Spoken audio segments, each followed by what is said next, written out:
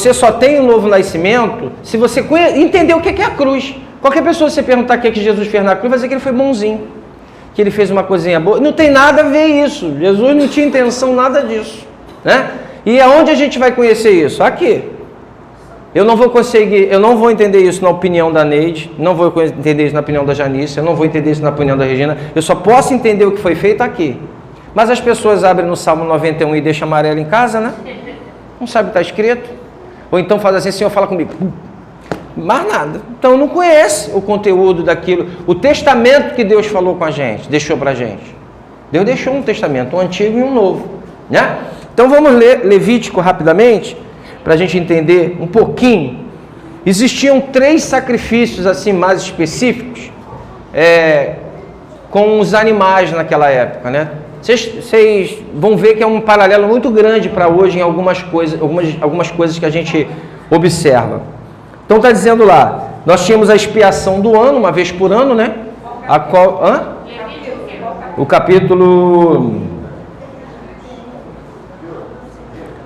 capítulo 16, espera aí. 16. Levítico. Então tinha o sacrifício da expiação, tinha os holocaustos, né? Veja bem, ó, presta atenção. Eu errei, eu pequei. 16 de Levítico. Eu errei. O que eu faço? Eu levo um cordeiro para o sacerdote, que era alguém instituído.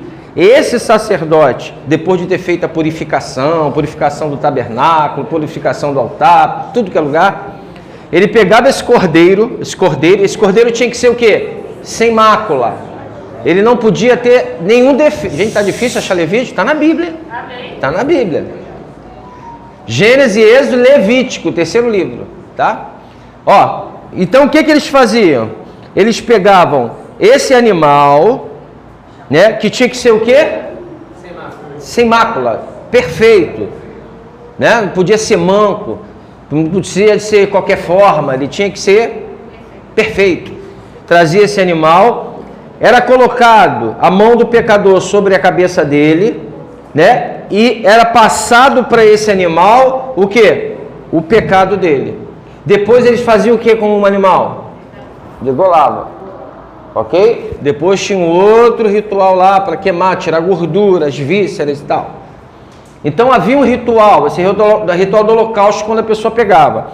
Tinha um outro sacrifício, que é o de expiação, né? E a gente vai ler ele agora. O Senhor falou a Moisés, depois da morte dos filhos de Arão, quando estes chegaram diante do Senhor e morreram. O Senhor disse a Moisés: diga a seu irmão Arão que não entre no santuário a qualquer hora, para dentro do véu, diante do propiciatório, que está sobre a arca, para que não morra, porque aparecerei na nuvem sobre o propiciatório. Pode colocar o propiciatório, Diego? O propiciatório não, o tabernáculo? Mas é assim que Arão deverá entrar no santuário, com um novilho para oferta pelo pecado e um carneiro para o holocausto.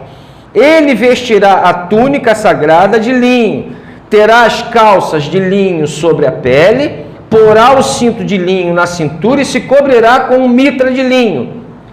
São estas as vestes sagradas. Banhará o seu corpo em água e então porá essas vestes. Está aí o tabernáculo, tá? Está aqui, havia o santo lugar e o santo dos santos. Isso aqui só podia entrar uma vez por ano. E era o sumo sacerdote que entrava com uma corda amarrada na cintura. Se ele fosse aceita essa oferta, ele saía com vida. Se não fosse aceita a oferta dele, era puxado pela corda, porque ninguém podia entrar naquele lugar lá. E Jesus foi na cruz do Calvário, abriu um novo e vivo caminho, a qual a gente pode entrar no Santo dos Santos agora pelo nome dele, pelo sangue dele. Você começa a entender o que Jesus fez na cruz? Tá? Então está lá o tabernáculo, que é sombra das coisas lá do alto. Versículo 7. Arão terá um novilho da sua oferta pelo pecado e fará expiação por si e por sua casa. Olha, então o sacerdote se preparava antes de oferecer a expiação.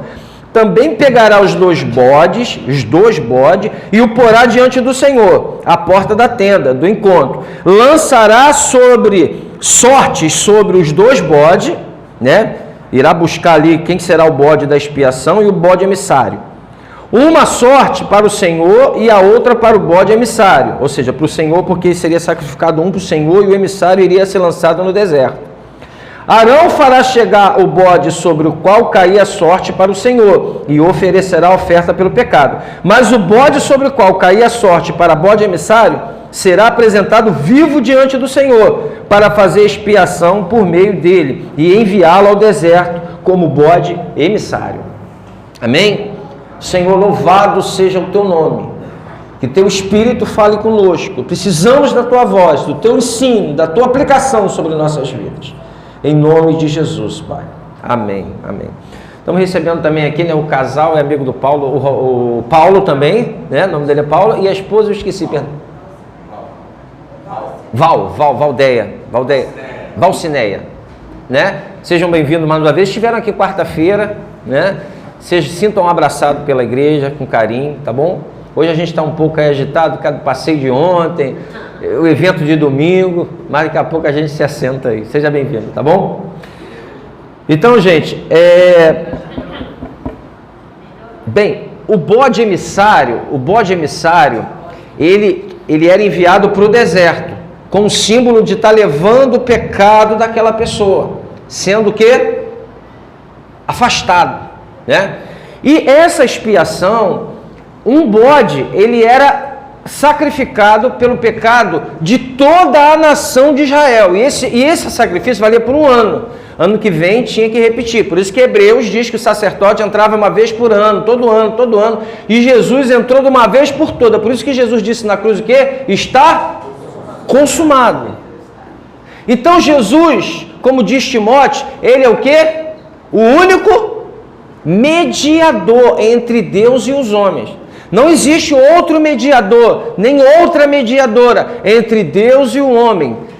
Timóteo diz assim, Jesus foi o único mediador. Por quê? Ele era esse bode. Certo? Se lembra que Jesus foi crucificado fora dos muros de Jerusalém? Se lembra disso? E não dentro, simbolizando esse bode. Então, quando eu começo a entender que aquele cordeiro, aquele novilho que era levado para aplacar a ira de quem? De Deus. A humanidade não pecou? Nós não nascemos em pecado? Hein? Ou não? Gente, seja sincero com você. Acho que você às vezes não consegue nem conviver com você mesmo. De tão amargurado que tu é, com tanto sentimento ruim que tu tem, como tu deseja mal para os outros. Eu me lembro de um sonho que Joshua Harris teve uma vez, que ele falou que tinha entrado numa sala de arquivo, e ali naquela sala, em cada arquivozinho daqueles cartãozinhos, tinha um pecado dele. Os do pensamento, os das atitudes, cada um, sabe? Cada desejo, estava anotado ali. E ele falou que a sala estava lotada. E ele falou assim, quem pode? Como? Como eu vou ser perdoado por Deus? É muita coisa. É muita coisa. E aí, de repente, ele se abate e aparece Jesus na frente dele, chega perto dele, chora junto com ele, não fala nada, e saiu. Isso se tornou até um artigo, foi até por Oriente Médio esse sonho que ele teve. É chamado A Sala. A Sala. E ele então foi pro canto, pegou cada ficha daquela e começou a assinar o nome, Jesus, em cima das fichas que condenava. Cada sonho, Jesus, ou seja, assinado Jesus. Os pecados dele, quem tinha cometido foi quem? Jesus. Adulterou, está escrito aqui, Jesus. Mentiu, está escrito Jesus. Desejou mal ao próximo, está escrito Jesus aqui. Foi cobiçoso. Todos os pecados. Jesus assinou embaixo. E não foi isso que ele fez na cruz do Calvário por nós? A palavra de Deus diz que ele levou sobre si todas as nossas iniquidades. Ele é o castigo que nos traz a paz. Isso aqui está escrito há 3.000 anos antes da gente, tá? Mas há 700 anos antes de Jesus vir, ou seja, 2.700 anos antes da gente, tinha já outra coisa escrito. Olha comigo Isaías 53.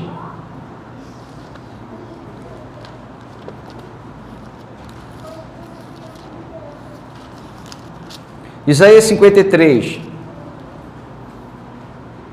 versículo 4. Pode até começar do 1. Ó. Quem creu em nossa pregação e a quem foi revelado o braço do Senhor, porque foi subindo como um renovo diante dele, como raiz de uma terra seca. Não tinha boa aparência, Jesus não tinha olho azul e cabelo louro, tá? Não tinha boa aparência, nem formosura.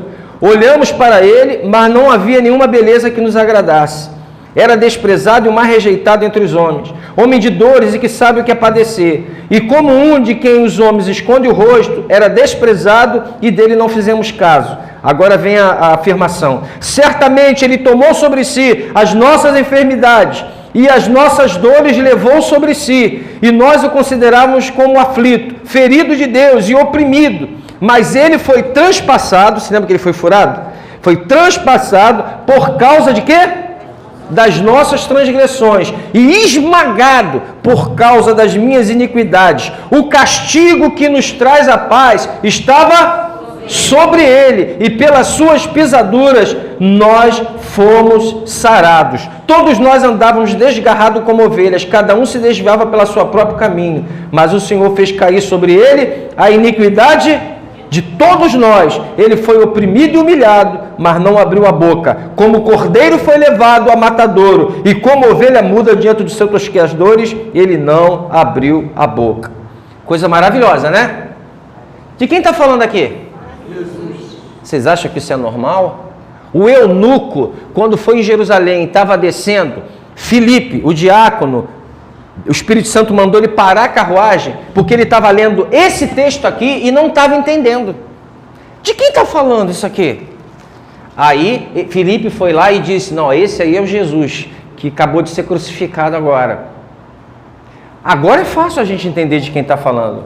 Mas você sabe, presta atenção nisso aqui, Jesus está há 2000 anos, né, vamos dizer assim, atrás.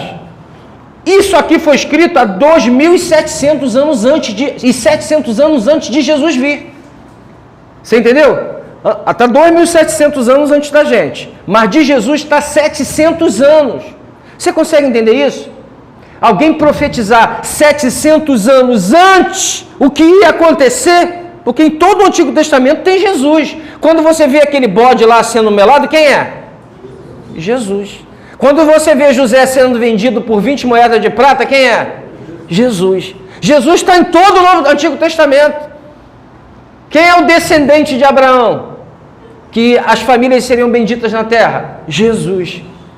Quem era aquele que sentaria no trono, que viria da tribo de Judá e o cetro jamais arredaria da mão dele, até que viesse Siló? Jesus. Jesus está em toda a Bíblia, prefigurado, como sombra. Como tipo. Neustã, que é levantada no deserto e quando olham para ela, são curados das picadas da serpente. Quem é essa Neustã que sobe? João fala isso muito bem claro lá em 3,14 de João. Jesus. Esse aqui está sendo escrito, Isaías está escrevendo esse texto de Isaías 53 há 700 anos antes de Jesus vir. Hoje você olha e fala, só pode ser Jesus. Mas naquela época, quem é esse? Por isso que os judeus eram salvos para a eternidade pela fé no Messias que viria. Eles tinham que crer nessas promessas. Nós somos salvos pela fé no Messias que já veio. E ele disse que está consumado. Então, querido, não existe outro mediador. Ninguém morreu por mim na cruz. Ninguém substituiu aquele cordeiro do Antigo Testamento. Hoje, se você olhar aquele sacrifício, parece que continua hoje em algumas religiões, não parece? Sacrificando cordeiro, bode, galinha, não parece? Por quê? Enquanto você sacrifica aquilo lá, você vai sacrificando pro resto da tua vida, você nunca vai olhar para Jesus como um novilho perfeito, como aquele que veio de uma vez por todas e disse, está consumado. Você continua sacrificando para aplacar a ira dos deuses. Mas Jesus veio de uma vez por todas e ó, acabou. Está consumado, o véu foi rasgado de cima, agora a gente pode entrar no Santo dos Santos. Quantas vezes podia entrar no Santo dos Santos? E agora? toda hora. Eu me ponho assim, eu que fui lavado e remido no sangue de Jesus, que confessei Jesus como meu único mediador, meu único salvador. Eu posso entrar na presença dele, Senhor, em nome de Jesus eu entro na tua presença. Nesse momento eu estou lá dentro com Deus, no trono dele. Por isso que antes de você entrar aqui, você precisa ser banhado pelo sangue do Cordeiro. Que Cordeiro é esse? Jesus. Você precisa olhar para ele e dizer: eu creio que você levou a minha iniquidade, que tudo que eu merecia, o Senhor assinou embaixo e levou, e agora eu creio no Senhor. Quando eu creio, quando eu tenho fé, quando eu acredito que só Ele fez isso por mim, Jesus envia a justiça dele para a minha vida. Eu ganho uma ficha limpa perante Deus. Aleluia! Você pode dar glória a Deus por isso? Todos os meus pecados são perdoados. O castigo que me traz o quê? A paz. Aí ele vai e envia o que para dentro do nosso coração? O Espírito Santo. O Espírito Santo vem e te sela. E você se torna nova criatura. Aquilo que teu pai, esposa, mãe, marido, avó, sociedade não conseguiu transformar em você, o Espírito Santo, quando você crê na obra de Jesus, ele habita no teu coração e você começa a amá-lo, e aí você começa a enxergar o que você não estava enxergando. Paulo vai dizer que a gente tateia buscando Deus antes de se converter. A gente vai em tudo que é buraco buscar Deus, sabe, Deus, e tá cego. Mas no momento que o Espírito Santo, que é a garantia de Deus, que somos dele, né? Isso é uma linguagem que tinha antigamente, que quando o escravo era capturado, eles colocavam a marca no escravo, ou no gado, não tem aquelas marcas do gado? O Espírito Santo é a marca de Cristo na tua vida, que você é dele. Quem tem o Espírito Santo, na verdade a gente não tem que perguntar se você tem o Espírito Santo. A gente tem que perguntar se o Espírito Santo te tem. Essa é a pergunta. E como você sabe se o Espírito Santo te tem? Se você anda no Espírito, se você faz a vontade dele, se a tua mente foi aberta, se a palavra diz assim, é A, você não vai dizer B, porque a palavra disse A. Porque esse Espírito que está em você faz você ter um espírito de obediência a Cristo. Aí a gente fala, você tem Espírito Santo? A minha verdade é, o Espírito Santo te tem. A que medida ele te tem? Até que ponto ele te tem? Ele te tem mais ou menos? Você faz a vontade de Deus, mas a tua é quase que 70%. Ou você fala, não a minha vontade, Senhor, mas a tua. Até que ponto o Espírito Santo te tem? Até que ponto o Espírito Santo te tem? Olha comigo, olha que coisa maravilhosa. Eu poderia ficar aqui falando sobre isso aqui a manhã toda. Isso é exaustivo demais. Mas eu estou bem resumido cada horário. Olha lá, Romanos 4. Olha que coisa. Vocês se lembram que Abraão levou o filho dele para ser sacrificado lá no Monte Moriá? Se lembra disso? O que significava aquilo? Prefigurando o pai entregando o filho. Ok? Deus então faz o que com Abraão? Anuncia o pré-evangelho. Ele anuncia Abraão. A gente chama de proto, né? Ele anuncia o pré-evangelho. E aí Abraão, quando ele creu, você observa que o que foi, em vez do filho morrer, o que Deus providenciou? Um cordeiro que estava preso, ele veio e tomou o lugar do filho de Abraão, porque ele estava provando a fé de Abraão.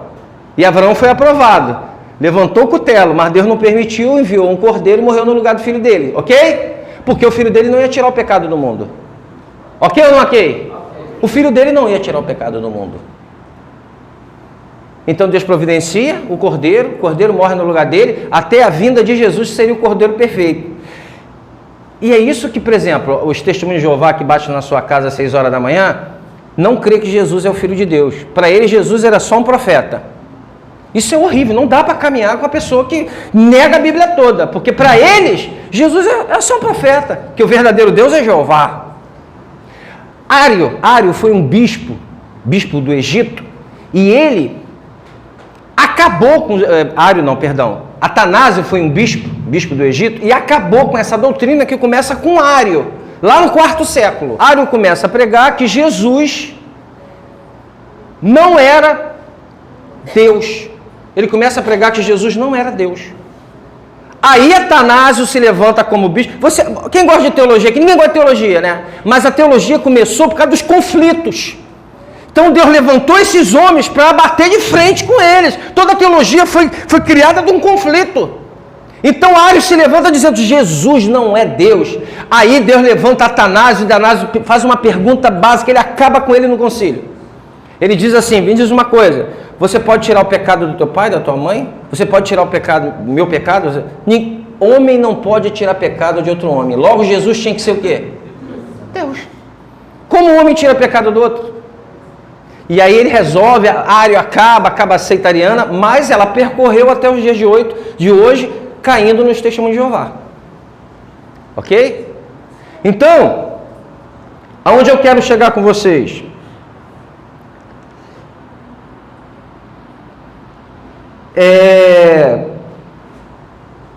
Olha o que aconteceu com Abraão aqui, capítulo 4 de Romanos. Que diremos então a respeito de Abraão, nosso pai segundo a carne? O que foi que ele conseguiu?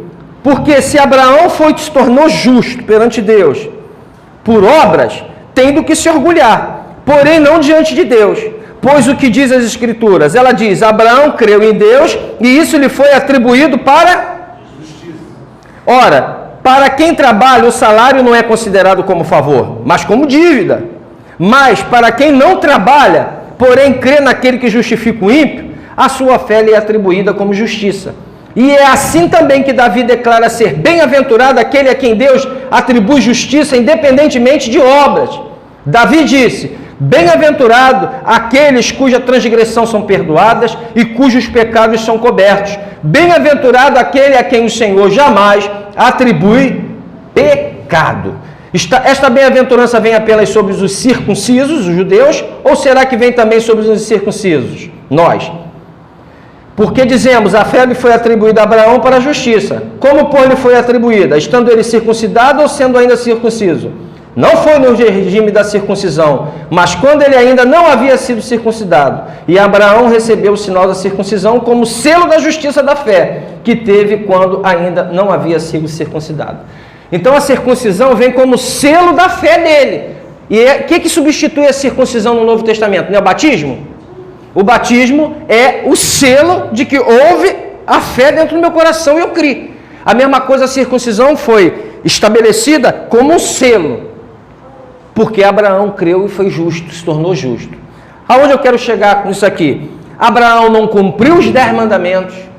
Abraão não fez um monte de boas obras para ser aceito perante Deus. O que ele fez? Ele creu. Ele creu que Deus havia de justificar pela fé. E isso chegou até nós. Nós hoje não somos salvos pelo que nós fazemos. Nós somos salvos por aquilo que Deus fez. Pastor, o que o senhor está dizendo? Eu estou querendo te dizer para você que se você morrer hoje sem ser lavado pelo sangue do Cordeiro, você não vai para a eternidade. Pode ter pastor falado isso para você, pode ter falado bispo, pode ter sido rabino, pode ter sido padre, pode ter sido até pastor, que falou que basta você ser uma boa pessoa, não matar, roubar e não fumar, que você vai direto para o Hades.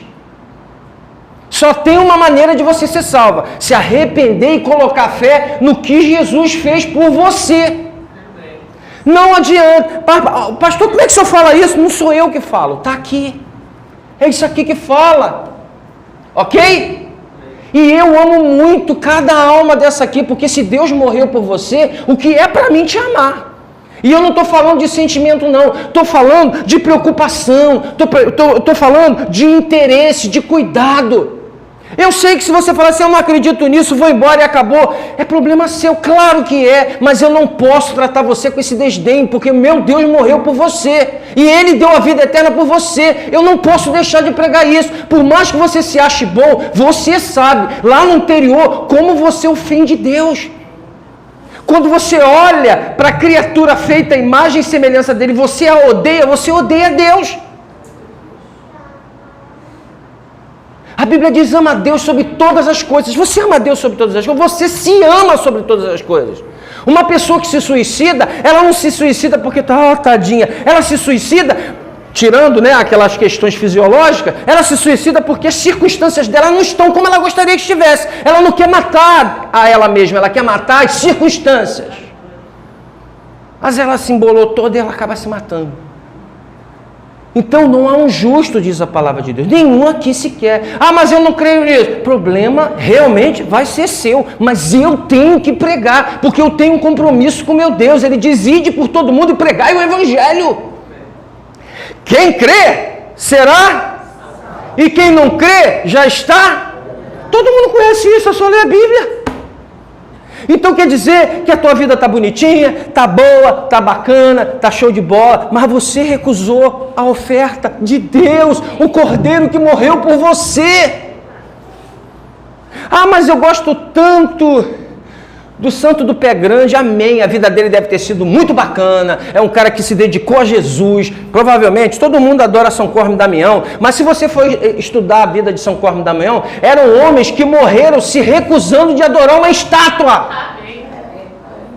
O cara morreu por não querer adorar a estátua do imperador, e hoje fazem a estátua dele para ser adorada. É cegueira espiritual. Santo tal foi uma benção. Santo Antão, eu gosto muito da vida de Santo Antão, que maravilha. São Francisco de Assis, que coisa maravilhosa. Mas eles não morreram por mim, porque eles eram pecadores e precisavam de um Salvador. Eles tentaram agradar a Deus. E a gente querendo ser salvo por eles. Eles precisavam do Salvador. Eu também admiro a vida deles, eu gosto de ler, me motiva, mas eu não posso atribuir a eles onipotência, onisciência e onipresença, porque quando eu falo para eles, olha, roga a Deus por mim, eu estou atribuindo a eles a capacidade de ser o meu mediador, e a Bíblia diz que só existe um mediador entre Deus e os homens. Quem é? Jesus, porque Ele abriu um novo caminho, mas ninguém. Eu os respeito, assim como respeito Maria. Acho uma mulher esplendorosa, mas ela disse no canto de Beneditate, qual foi o cântico?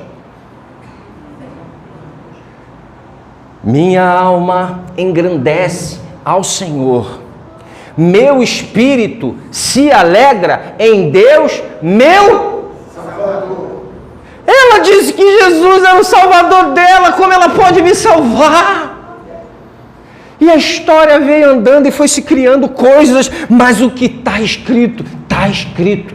E o diabo tenta cegar a tua mente. Essa semana eu recebi a ligação de uma menina, a esposa do Márcio Stoff, acho que vocês encontraram com ele, a Bianca.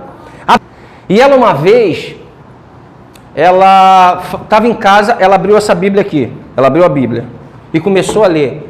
Tu sabe o que ela leu? Nada. A Bíblia ficou em branco para ela. E ela procurava, Márcio, cadê as letras daqui, Márcio? As letras saíram todas na Bíblia. Sabe quem foi que cegou ela para não entender isso aqui? Sabe quem foi que cegou ela? E você muitas vezes está sendo cegado por ele, para você não crer naquele que abriu um novo e vivo caminho, que vai te levar para a eternidade junto ao Pai. Sabe o que Jesus disse para o ladrão da cruz? O que ele disse para o ladrão da cruz? Tem como atribuir méritos ao ladrão da cruz? Mas qual foi o mérito dele? Crer. E o outro? Deixa o cara aí, rapaz. Não, olha aí. Salva a ti mesmo, pô. Tu não é Deus? E ele falou assim, não fala assim, cara. Ele só pregou o amor, olha, ele veio aí. E ele creu de que ele era o Cristo. Simples assim. Você acha que é simples? É muito. É a coisa mais difícil. É mais fácil um paralítico levantar aqui e sair andando do que você ver alguém abrir o coração e dizer, Senhor meu e Deus meu. Tomé, quando Jesus veio, ele não acreditou. Aí, quando Jesus entra no cenáculo, olha assim, ó, você agora está vendo, está crendo. Mas bem-aventurados são os que não viram, mas creram. Amém. Toca aqui, toca ali. Quando ele fez isso, o que Tomé fez? Senhor, meu Deus. Se ajoelhou e disse, Senhor meu, e Deus chamou Jesus de Deus, porque Jesus era Deus encarnado. E ele se ajoelha perante ele, simbolizando que ele é Deus. Senhor meu e Deus meu. E ele não refuta. Jesus não fala assim, não, Deus está lá em cima. Não, ele aceita, porque ele é Deus que veio a esse mundo. Você talvez tenha que entregar ebó, fazer sacrifício, fazer oferta para aplacar a ira do Deus. O próprio Deus enviou a ele mesmo, em forma humana, para pagar o preço das nossas iniquidades para ele mesmo. Isso se chama na teologia de propiciação. Ele se propôs a morrer por nós para aplacar a própria ira dele. E você não vai encontrar isso em religião nenhuma. Todas as outras religiões vão falar que você tem que levar uma oferta. Jesus foi a própria oferta para Deus. Amém? Olha, por favor, o capítulo 21, versículo 21 do capítulo 3 aí. Diz assim, ó. Mas agora, sem lei, a justiça de Deus se manifestou, sendo testemunhada pela lei e pelos profetas. É a justiça de Deus mediante a fé em Jesus Cristo, para todos e sobre todos os que creem. Porque não há distinção, pois todos pecaram e carecem da glória de Deus, sendo justificado gratuitamente por sua graça, mediante a redenção que há em quem? Em Cristo Jesus, a quem Deus apresentou como propiciação no seu sangue, mediante a fé. Deus fez isso para manifestar a sua justiça por ter ele, na sua tolerância, deixado impunes os pecados anteriormente cometidos, tendo em vista a manifestação da sua justiça no tempo presente, a fim de que o próprio Deus seja justo e justificador daquele que tem fé em Jesus Cristo. Que coisa linda! Ele propôs Jesus como nosso sacrifício, no nosso lugar. Ele mesmo veio a esse mundo, morreu por nós e ofereceu a si mesmo o próprio sacrifício. Por quê? Não tem nada que a gente pode oferecer a Deus. O que tu pode dar a Deus, cara? Tu acha que teu dízimo, teu dinheiro, tua oferta, teu sorriso, as boas obras, vai apagar o pecado que nós já nascemos com ele? Somente um ser perfeito. O Cordeiro não tinha que ser perfeito? Ele veio perfeito para morrer por mim e você. Agora é possível você entrar em algum lugar e esse evangelho não ser pregado.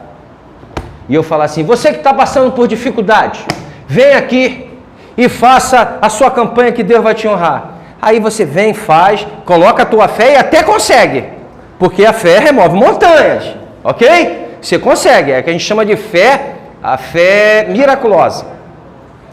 Entra aqui, ou você está com um grande problema na vida, entra para a igreja, mas ninguém te prega o evangelho. Aí você fica aqui, pô, mas deu certo lá, eu comecei a orar, Deus me ouviu, foi uma bênção, eu estou com Deus, eu estou dentro da igreja agora. Mas você vai ficar assim, 10, 15, 20 anos, sem entender o que Jesus fez na cruz do Calvário. E você só vai saber se você entendeu o que ele fez na cruz do Calvário por você, se você reconhecer a tua pecaminosidade e sentir dor por ela. Você já se sentiu pecador?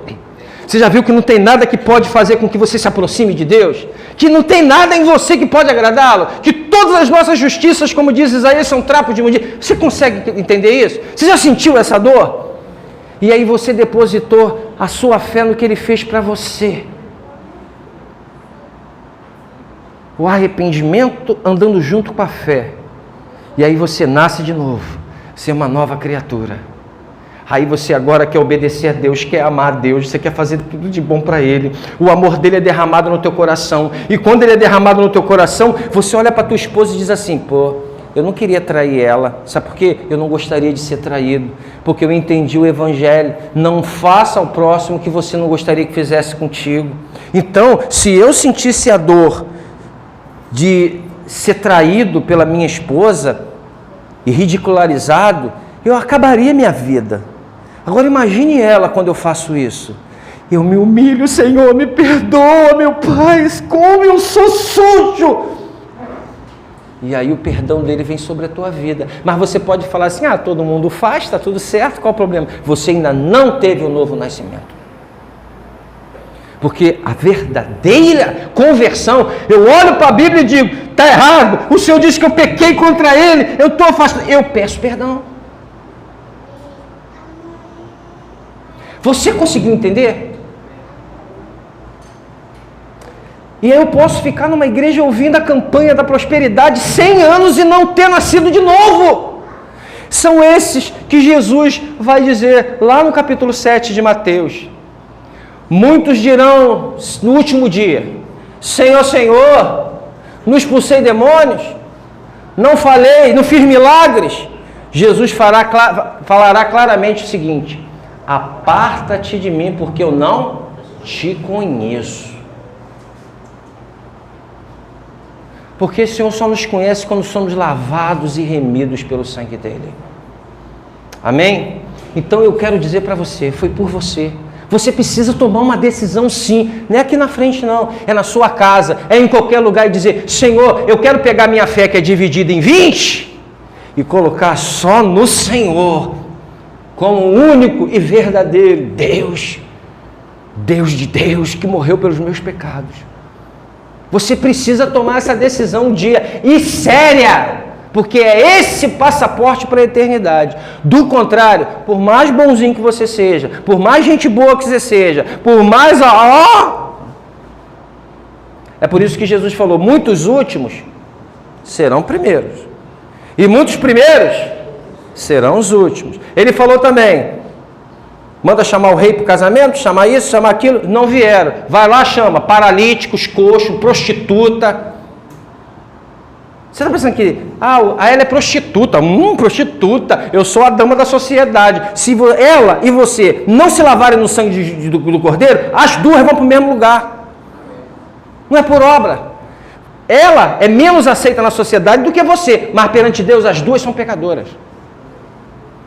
Não por obras para que ninguém se glorie.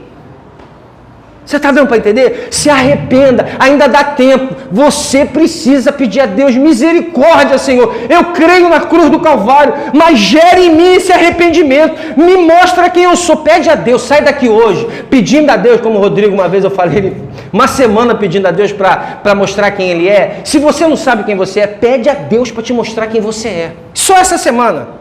Senhor, de segunda, me mostra quem eu sou. Faz essa oração com sinceridade e você vai sair correndo de você mesmo. Você vai falar: não sei como minha mulher me atura, não sei como o meu marido me atura, porque nem eu estou me aturando. Peça a Deus para te mostrar quem você é.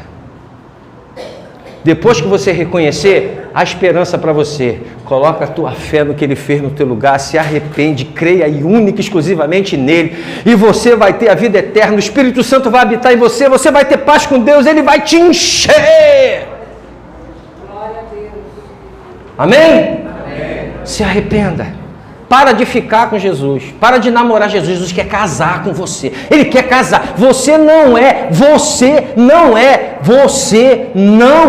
devoto de Jesus. Devoto, olha assim, me dá isso, me dá aquilo, mas não tem nenhum compromisso. Você é discípulo. Discípulo quer ser igual ao mestre. Deixa os devotos. Você é discípulo. E a palavra significa cristão, significa pequenos cristos. Amém? Então vamos ficar de pé.